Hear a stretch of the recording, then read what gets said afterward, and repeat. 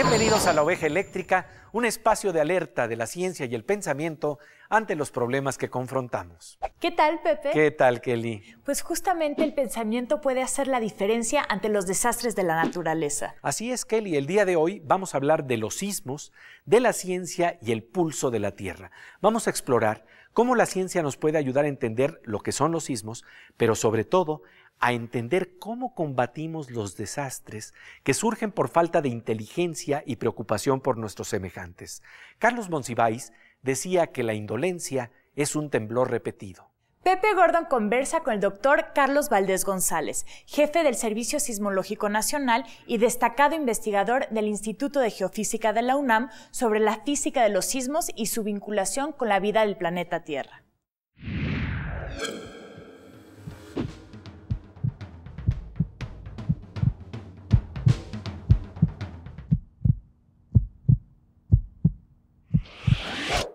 Doctor Carlos Valdés, muchísimas gracias por tu presencia aquí en La Oveja Eléctrica. ¿Qué tal, Pepe? ¿Cómo estás?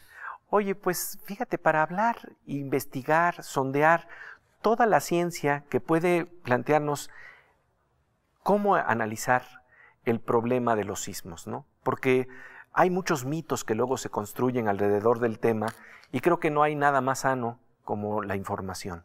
Empecemos por entender entonces prácticamente qué es un sismo, ¿no? Porque a veces desde eso, simple y sencillamente, desde ese nivel empezamos mal, no tenemos la información debida. Así es. Un sismo es una liberación súbita de energía en el interior de la Tierra. Creo que una analogía sería ahí muy útil. Si tomamos simplemente un lápiz, lo tomamos con las dos manos y comenzamos a doblarlo, le estamos aplicando una cierta fuerza. Cuando llegamos nos damos cuenta, jugamos con el lápiz, le digo tantito más y se rompe. Cuando finalmente pasamos ese momento, lo que sentimos, escuchamos un sonido, es una liberación de energía que se transforma en sonido, pero también en nuestras manos hay una vibración.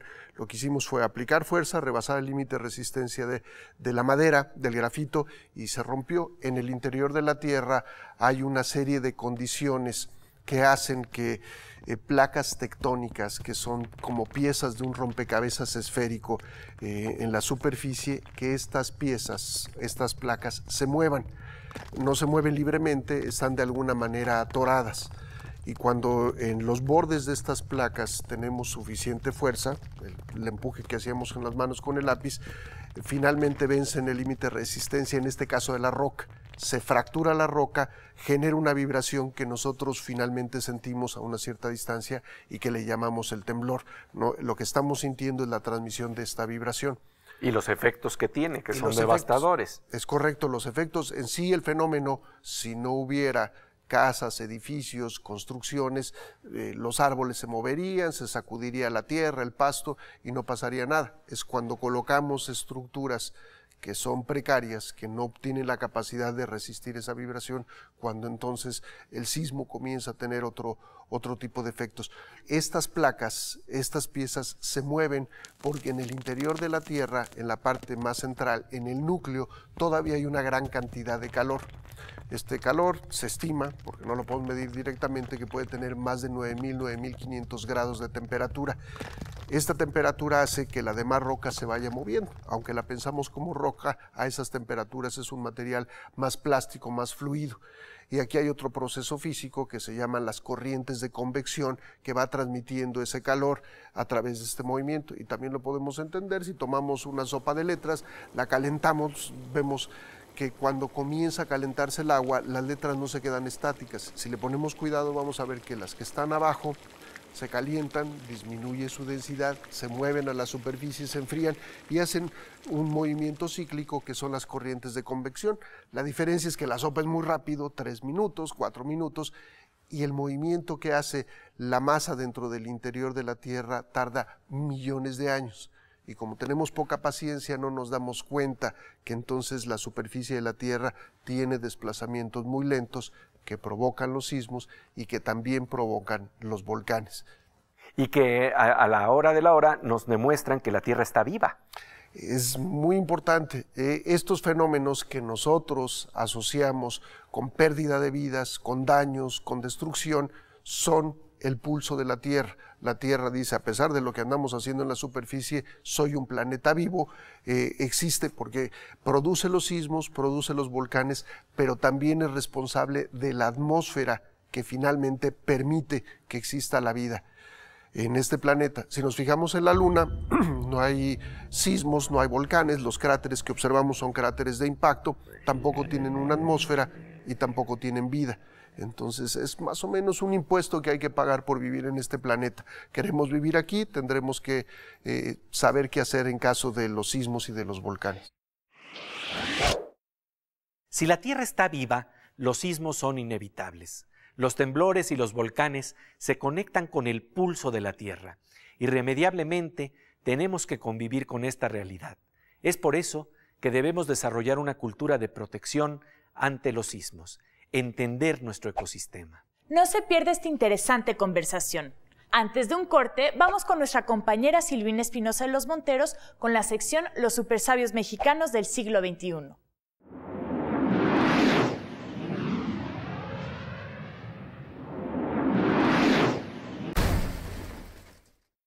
A través de un esfuerzo multidisciplinario, en el que destaca la participación de la UNAM, se ha desarrollado un dispositivo para la conservación de una parte fundamental de nuestro legado histórico.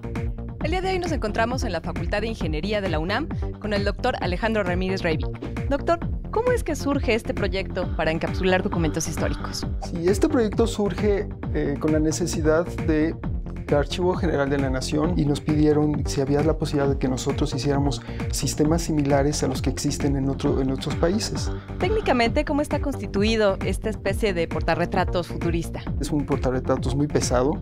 Por ejemplo, para el Acta de Independencia pesa 115 kilos, el cual está formado principalmente por un cuerpo que está hecho de materiales que son muy estables, son materiales a base de aleaciones que tienen aluminio, tienen titanio, tienen zinc.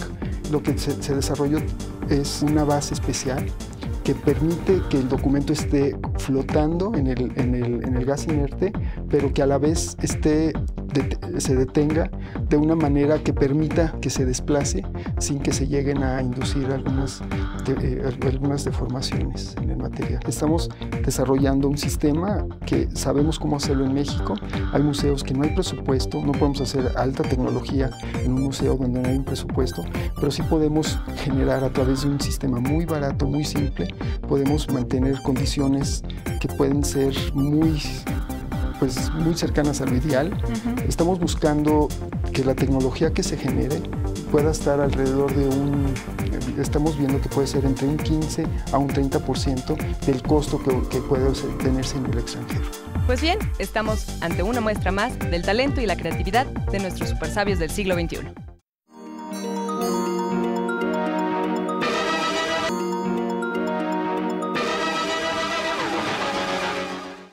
Estamos de regreso en La Oveja Eléctrica con el tema de la ciencia, los sismos y el pulso de la Tierra.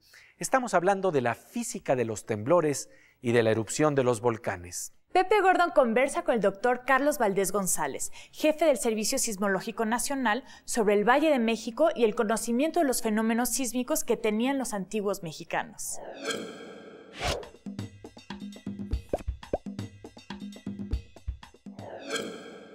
Y paradójicamente entonces la presencia de los volcanes crea condiciones de fertilidad de la tierra y que hace que se pueda tener una mejor vida junto al volcán. Es correcto. Si nos fijamos en nuestro país, hablamos de un cinturón, de un eje neovolcánico.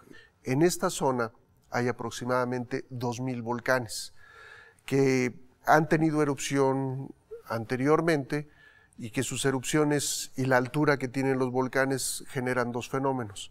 Interfieren con el movimiento de los vientos, hacen que se empujen los vientos fríos con la humedad de las nubes y que provoque lluvia. La lluvia erosiona finalmente el material que han producido los volcanes y esto genera zonas en donde se acumula agua y se acumula tierra, ingredientes esenciales para tener el desarrollo de una agricultura. Por eso cuando vienen nuestros antepasados, se meten exactamente en la mitad de los volcanes. Nosotros ahora pensaríamos, ¿qué les pasó? ¿Por qué no se fueron a la playa? Sí, no, ¿cómo te metiste exactamente ahí? Porque exactamente en medio de volcanes. La razón es que era la zona más fértil, tenían este suelo fértil, una gran cantidad de agua, una vista impresionante a grandes volcanes, y que les habían dicho, en donde encuentres que un águila devora una serpiente, ahí fundas Tenochtitlán. Y lo que pasa es que el águila estaba parada en un nopal, el nopal estaba en medio del lago y dijeron, aquí fundamos la ciudad. Las características también de esa fundación hacen que tengamos un terreno blando, que cuando vienen los sismos nos recuerda que no era el mejor sitio, pero como los mexicanos retamos en dónde vivir, nos quedamos aquí. Es un suelo muy blando, es esencialmente una gelatina. Y si regresamos a las analogías y hacemos un recipiente con gelatina grande, lo colocamos en el extremo de una mesa y le damos un golpe a la mesa, lo que vamos a ver es que el golpe transmite una vibración, pero la gelatina no brinca una sola vez, la gelatina se queda oscilando. Se queda oscilando porque es un medio semisólido o semilíquido, que una vez que tiene un movimiento no lo puede contener como lo es la madera de la mesa. Entonces, con un solo golpe hicimos oscilar muchas veces la gelatina. Lo mismo sucedería con un envase de agua, con un vaso con agua. Cuando pasa una onda sísmica ocurre un efecto muy importante en la parte sismológica que se llama el efecto Ciudad de México. Comienza la ciudad a resonar y esto hace que aunque los sismos, que principalmente los grandes ocurren en la costa Pacífico, ya a una distancia grande en la Ciudad de México, tengamos un efecto de amplificación, que los sismos duren hasta más que en el epicentro y que puedan tener vibraciones o amplitudes muy altas. Ese es otra vez un impuesto por vivir en un lugar tan extraordinario como es esta ciudad. Y los antiguos mexicanos sabían de ello, porque la palabra con la que designan ese lugar en donde vivían o que está dentro de nuestra cultura, tiene que ver con movimiento, ¿no? Así es la palabra Olin y tiene un glifo. El glifo es la representación gráfica de esta palabra. Si recordamos, hay que ir y ver el calendario azteca, hablamos del calendario azteca, pero si nos fijamos en uno de sus elementos, hay una cara en el centro y rodeando a la cara hay una X que parece que tiene orejitas. Esta X que tiene orejitas es el símbolo de Olin, símbolo de movimiento que también representa temblores. Y cuando se han encontrado los historiadores, los antropólogos, el sismo, lo que colocan es una carita, y si la cara tiene un ojo entrecerrado es que el sismo ocurrió en la noche, y cuando lo conectan 2 o 3 veces es la réplica, es lo que ahora hablamos de estos sismos que siguen. Entonces yo estoy seguro que había sismólogos en el antepasado, que había también vulcanólogos en el antepasado, y entonces vivimos en una ciudad en donde tenemos, nada más por mencionar 2 fenómenos para no asustarnos, los sismos y los volcanes nos recuerdan que es el impuesto que hay que pagar por vivir aquí, ¿no? Con palabras del escritor Malcolm Lowry, vivimos bajo el volcán. Vivimos en una zona sísmica. Por ello, sin amarillismo, sin nutrir miedo, con la información que nos da la ciencia, estamos obligados a desarrollar una ingeniería adecuada a nuestro entorno, una cultura con medidas de prevención y de cuidado colectivo. Seguiremos con este importante tema, pero antes vamos a la sección El Performance de la Ciencia con Kelly Aro.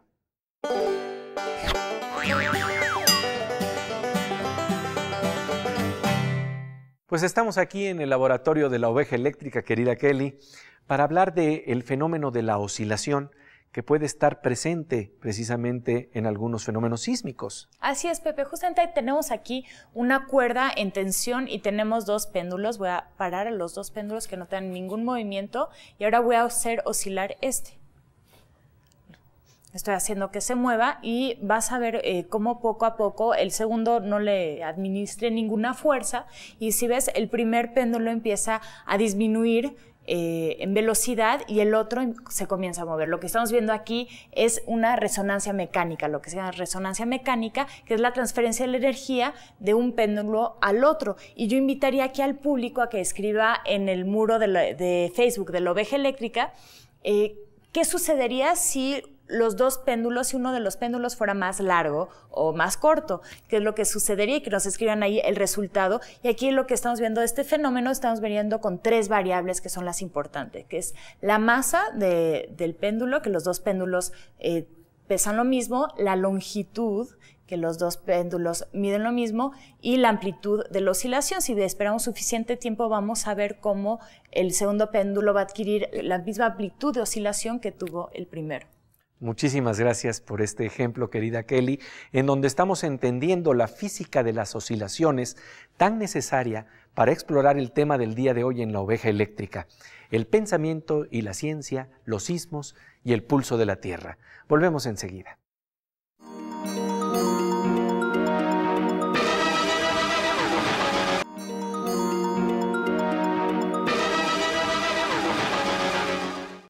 Estamos de regreso en La Oveja Eléctrica con un tema de responsabilidad social: compartir la información que nos da la ciencia y el pensamiento para desarrollar y cumplir las medidas colectivas necesarias con las que podamos enfrentar los sismos. Pepe Gordon conversa con Carlos Valdés González, doctor en geofísica y jefe del Servicio Sismológico Nacional, sobre la física de los sismos en el Valle de México y el tipo de ingeniería que debemos desarrollar.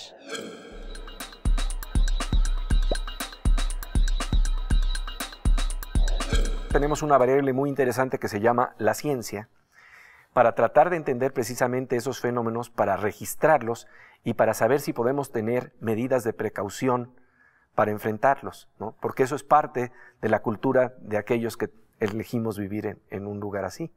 Es correcto, los antepasados, cuando les encargaron las pirámides en medio de un lago, los ingenieros y los arquitectos se han de haber tenido que rascar fuertemente la cabeza y decir: quieren una pirámide en medio de un lago y de un suelo muy blando que se hunde. Y ahora que sabemos que ponían una pirámide y después iban ampliándola y ampliándola, probablemente esta primera pirámide se hundía y comenzaba a compactar el terreno abajo, se volvía un cimiento mejor, continuaban con la siguiente superestructura, hasta lograr tener esas pirámides. Reconociendo lo que hacían nuestros antepasados, nosotros tenemos que construir en forma adecuada. Sí se puede hacer, debemos de reconocer que estos movimientos importantes, que es la información que produce la parte científica, la sismología, la ingeniería sísmica, es saber cómo vibra el terreno y qué tipo de estructura puedo y debo de tener en la superficie para que este movimiento lo tome y que no se destruya, que no se colapse y que nos permita seguir viviendo aquí. Entonces ahí es en donde comienza a entrar la ciencia. Esta capa blanda de la que hablamos tiene espesores de hasta 40 o 50 metros de profundidad. La zona en donde ese lago y esa capa blanda era más profunda es la zona del aeropuerto. Entonces unas técnicas son atravesar con pilotes. Si nos imaginamos un pilote, es como un palillo, el palillo lo metemos en el pan y lo atraviesa, pero si el pan está sobre la mesa, cuando tocamos la parte de la mesa ya no lo vamos a poder atravesar, pero los pilotes atraviesan la parte blanda, se hincan sobre el terreno duro y sobre la parte superior de los pilotes se colocan los edificios. Entonces, aunque se mueva esta parte de la gelatina, yo estoy anclado en una parte dura. Eso es válido para edificios muy altos o edificios muy grandes. Edificios más pequeños tendrán que vivir sobre esta parte de gelatina y lo que tenemos que hacer es entender cómo se mueven. Una de las cosas que se aprendieron después del 85 es que cuando los edificios estaban muy pegados se golpean y este efecto de golpeteo, si yo empujo muy fuerte la mano, se dobla a la altura de un edificio más pequeño. Este efecto de golpeteo se evita si los edificios están separados y ya no se mueven. El problema que tenemos actualmente es que como eso no se conocía antes del 85, en el reglamento de 1986 del Código de Constructivo establece que estas zonas, en las zonas en donde hay un movimiento muy importante, los edificios deben de estar separados. Los que ya existen tenemos que aprender a reconocer que uno de los riesgos más altos es en el edificio de mayor altura y a la altura del edificio menor. Entonces, fortalecer esta parte de este edificio para que se vuelva más rígida y no se rompa, o unir los dos edificios. Si los uno, su movimiento va a ser extraño, pero no van a vibrar separadamente y se golpean. Que seguramente, como tú lo planteas, llegará un momento en que con varias variables podamos empezar a detectar de manera temprana y oportuna cuando ocurre esto, pero en todo caso, como tú lo señalas, saber que aquí nos tocó vivir, ¿no? Como decía Cristina Pacheco, como dice Cristina Pacheco, nos toca vivir bajo el volcán y por lo tanto desarrollar una cultura contra los riesgos sísmicos. Carlos Valdés, muchísimas gracias por tu presencia aquí en Oveja Eléctrica. Al contrario, gracias por su invitación.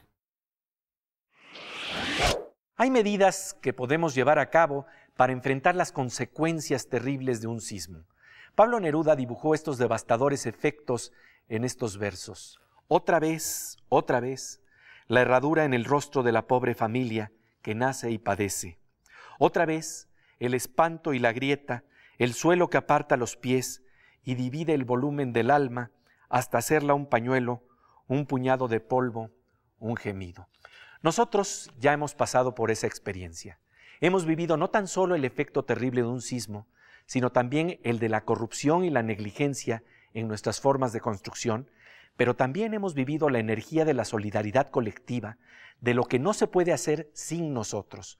No sin nosotros, decía Carlos Monsiváis en su libro sobre el sismo en México en 1985.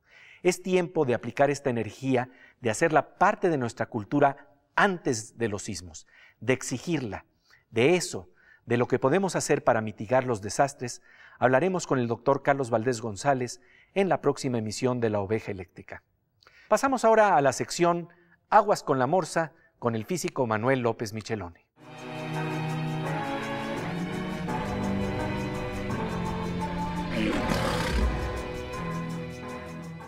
Pues querido Morsa, como siempre, bienvenido a La Oveja Eléctrica. Muchas gracias, Pepe. Oye, pues el día de hoy hemos estado hablando de sismos y de cómo reflejan que la Tierra está viva y cómo la ciencia ha tratado de explorar cuál es la causa de estos sismos, cómo se pueden predecir, en fin.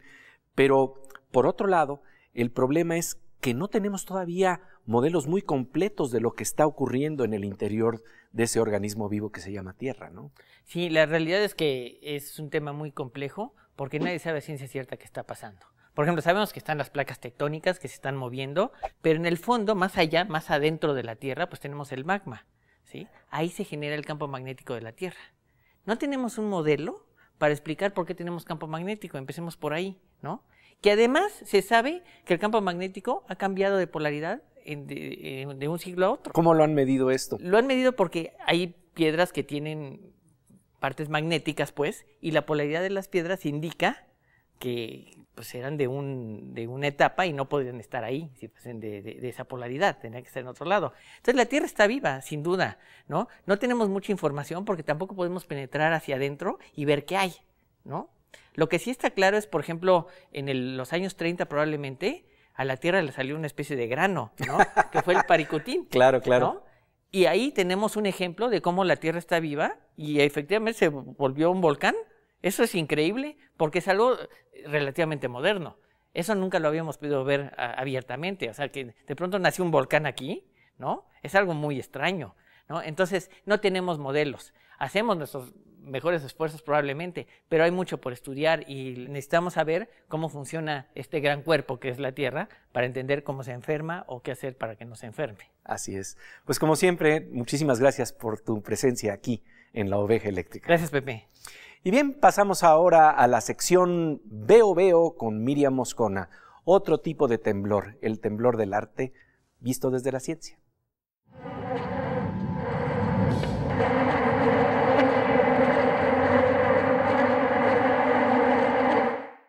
Querida Miriam, ¿te has puesto a pensar alguna vez qué avances científicos ya no nos va a tocar ver?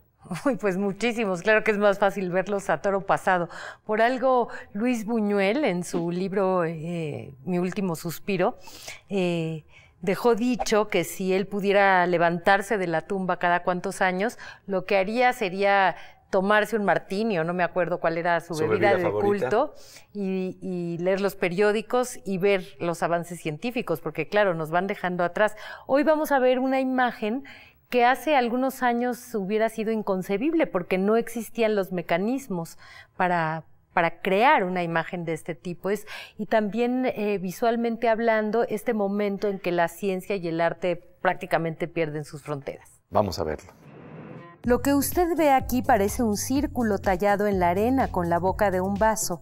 Sin embargo, se trata de algo radicalmente distinto y que hace algunos años hubiese sido imposible registrar. Se trata de la fecundación in vitro, término en latín que significa en cristal y que se utiliza porque en los primeros experimentos biológicos en los que se realizaban cultivos de tejidos se hacían en contenedores de cristal. En esta imagen colorida puede apreciarse el mismo fenómeno. La imagen muestra el esperma y un huevo en el momento de la concepción in vitro. El huevo está rodeado de células protectoras distinguibles en la parte externa en amarillo. El esperma necesita penetrar esa membrana que rodea al huevo para realizar la fecundación. Usted puede notar 2 espermatozoides que, a pesar de su excelencia, ni modo, se quedarán fuera. La audacia de la imagen y su propuesta compositiva fue reconocida en Inglaterra en uno de los múltiples certámenes que estimulan el talento que registra con belleza y con destreza técnica lo que la ciencia estudia. Con la mirada de Miriam Moscona, con la mirada del arte reflejada en los ojos de la ciencia, llegamos al final de esta emisión de La Oveja Eléctrica. Los esperamos la próxima semana aquí en Canal 22. Somos una opción. Nos encontramos con el doctor Carlos Valdés para hablar sobre lo que la ciencia entiende sobre los sismos y cómo podemos mitigar sus riesgos. Los sismos son fenómenos normales y comunes. No hay que tenerles miedo, hay que saber sobre ellos. Los esperamos en La Oveja Eléctrica. Aquí en Canal 22.